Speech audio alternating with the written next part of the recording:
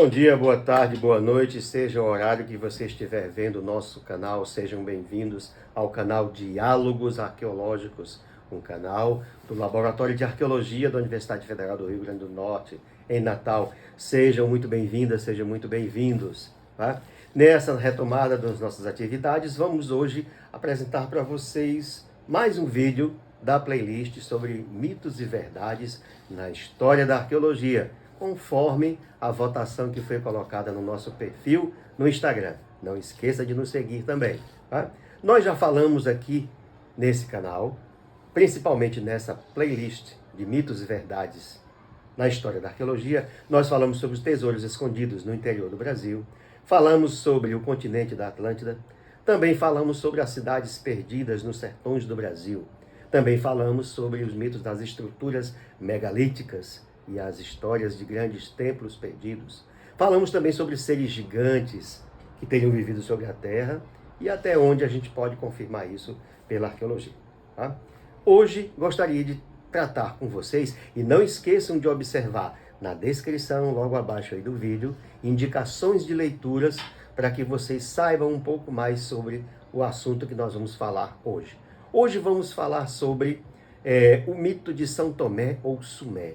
Mas antes de falar especificamente sobre as características desse mito que acaba influenciando a história da arqueologia, a gente tem que pensar o seguinte. Primeiro, os mitos arqueológicos, eles têm três aspectos a serem considerados.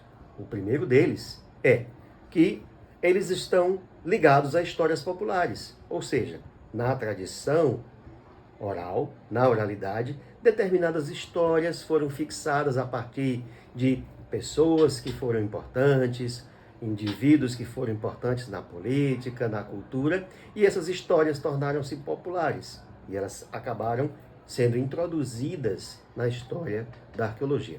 Segundo aspecto, né? Essas histórias, esses mitos, estão sempre numa balança de elementos de um lado mitológicos e elementos de um lado que são fatos conhecidos dos historiadores, ou seja, lados de fatos históricos e um lado também de elementos mitológicos.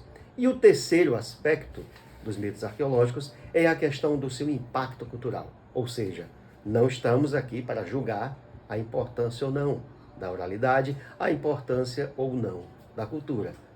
Mas é, no entanto, nesta cultura, principalmente de matriz popular, que as histórias elas se perpetuam, portanto elas têm um impacto cultural. E isso é considerado pelos arqueólogos. Por quê? Porque nem sempre a arqueologia vive somente de confrontar essas histórias.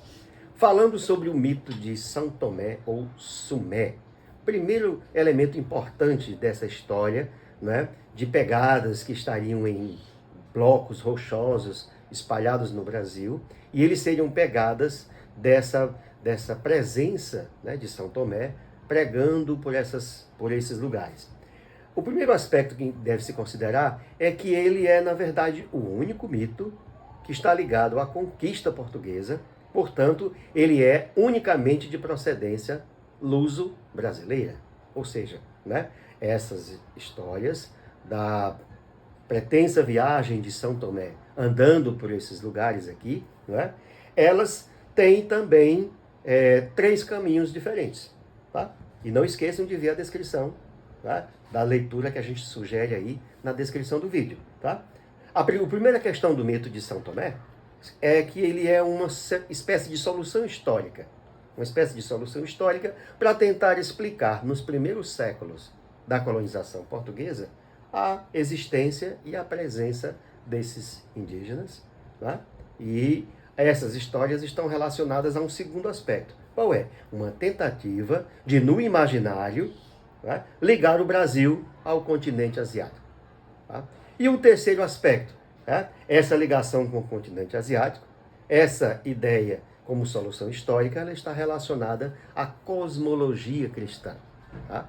Portanto, claro que não existe as marcas que pretensamente seriam as marcas dos pés de São Tomé ou de Sumé, na verdade não passam de erosões existentes em blocos rochosos em vários lugares, erosão eólica do vento, né? Erosão proveniente do desgaste da água, né? Erosão decorrente, inclusive, do polimento de artefatos que grupos humanos antigos, ancestrais dos nossos indígenas, utilizaram.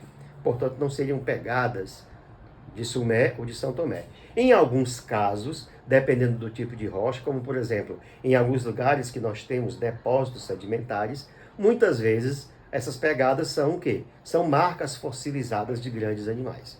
Portanto, sejam em rochas mais antigas, sejam em rochas mais recentes de depósitos calcários, são o quê? Marcas naturais decorrentes de ação de elementos naturais. Não há nenhuma indicação de que elas seriam arqueologicamente comprovação da marca das pegadas de São Tomé e de Sumé.